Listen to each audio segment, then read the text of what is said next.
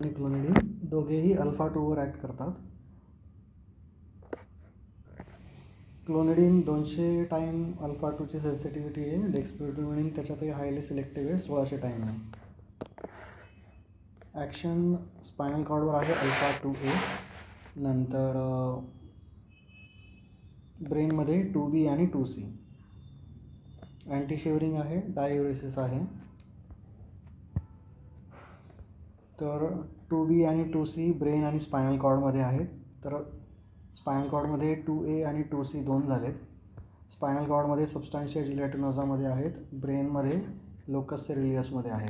सिम्पॅथोलायसिस होणार, स्पायनल कॉर्डमध्ये ॲनाल्जेसिया होणार.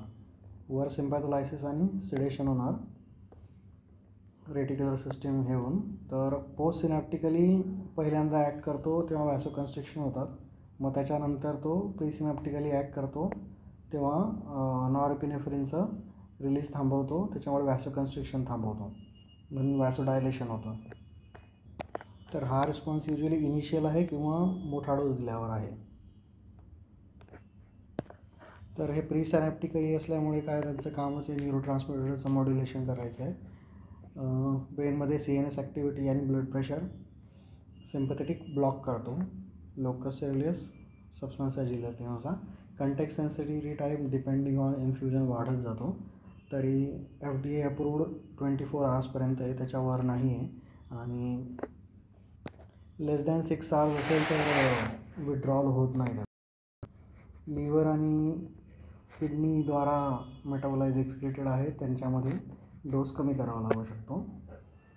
याच्यात कॅरेक्टरिस्टिक आहे की सिडेशन आणि ॲनाल्जेसिया विथ मिनिमल रेस्पायरेटरी डिप्रेशन, जे बाकीच्यांमध्ये होतं याच्यात होत नाही. कॉन्शियस सिडेशन होतं. बाकी मग युसेज शिवरिंग एक ॲडिशनल आहे. क्लोनिडीन ओरली पण अवेलेबल आहे. दोघांचा डोस सेम आहे, ओरल आणि IV चा. 75 to 150 माइट्स आहे. आपण 0.2 cc टाकतो. प्री मेडिकेशन सेडेटिव्ह अँक्झिओलायसिससाठी आहे. QID द्यावं लागतं किंवा 6 वेळेस, 4 ते 6 डोसेस आहे. तर खूपच लांब नाही आहे. याच्या डेक्सेमपेक्षा मोठा आहे, परंतु खूपच लांब पण नाही आहे. आणि ओरली पण अवेलेबल आहे, त्याचा ॲडव्हान्टेज आहे. सेम ट्रान्झिएंट हायपरटेन्शन होऊ शकतं. इथे अल्फा 1ला कॉन्ट्रीब्यूट केलं त्याने. आणि क्रोनिक यूजनंतर म्हणतो इथे रिबाउंड हायपरटेन्शन होतं. 1600 टाईम्स. हा इन्फ्युजन म्हणूनच वापरतात. Dexam is only by infusion, no bolus. Emergency म्हणून बोलस वापरतो आपण. तर sedation in ICU, haemodynamic response blunt करायला, GAला सप्लिमेंट, LA प्रोलॉंग करतो. स्पायनल इपिड्युरलमध्ये 6 मिनिटात चालू होतो. मॅक रिड्यूस करतो. ब्रॅडी हायपोटेन्शन मेन त्याचा आहे, no effect on respiratory system. Heart block and hypotension बघायचं आहे. प्रेग्नन्सीमध्ये चिल्ड्रनमध्ये आणि लॅक्टेटिंगमध्ये काही डेटा नाही आहे, त्याच्यामुळे ओनली फॉर 24 आवर्स. चिल्ड्रनमध्ये एस्टॅब्लिश नाही आहे. लिनियर कायनेटिक आहे. किडनी आणि जेरियाट्रिक आणि लिव्हरमध्ये डोस कमी करावा लागेल. No contraindication. कॉन्ट्राइंडिकेशन काही नाही. स्टेबल असेल patient, you can give it.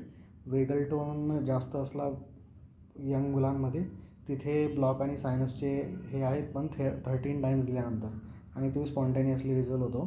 तर इन शॉर्ट तो वॅगसला ऑगमेंट करतो आहे. जास्त झालं तर ॲट्रोग्लायको द्यावं लागेल. इनिशियल ट्रान्झिएंट हायपरटेन्शन आहे. मोर दॅन 24 आवर तो जर केलं तुम्ही तर विड्रॉल होतं, सिम्पॅथेटिक ॲक्टिव्हिटी वाढते क्लोनिडीनसारखं. लेस दॅन 6 आवर्स विड्रॉल होत नाही. Pregnancy, lactation, labour, children questionable आहे. जेरियाट्रिक, किडनी, लिव्हरमध्ये डोस कमी करायचा आहे. Co administration with amphotericin B, diazepam, blood and plasma products. Physical incompatibility आहे. तर loading 0.5 to 1 per kg in 10 minute. त्याच्यानंतर मग 0.1 to 1 डिपेंडिंग ऑन kg/hour आहे हा. एवढंच लक्षात घ्यायचं आहे. स्पायनल कॉर्डमध्ये 2A आहे आणि 2C पण आहे. स्पायनल कॉर्डमध्ये सबस्टन्स आहे जिलेटिनोजा आणि ह्या ॲनाल्जेसियासाठी आणि तो सिम्पॅथेटिकसाठी. पहिल्यांदा पोस्ट सिनॅप्टिक व्हॅसोकन्स्ट्रिक्शन करणार, नंतर डायलेशन करणार इनिबिशन करून. आधी स्टिम्युलेट करणार, नंतर प्री सायनॅप्टिक इनिबिशन करणार आणि ब्रेनमध्ये लोकस सेरेलियसच्या इथे सिम्पॅथोलायसिस, सिडेशन आणि अनाल्जेसिया.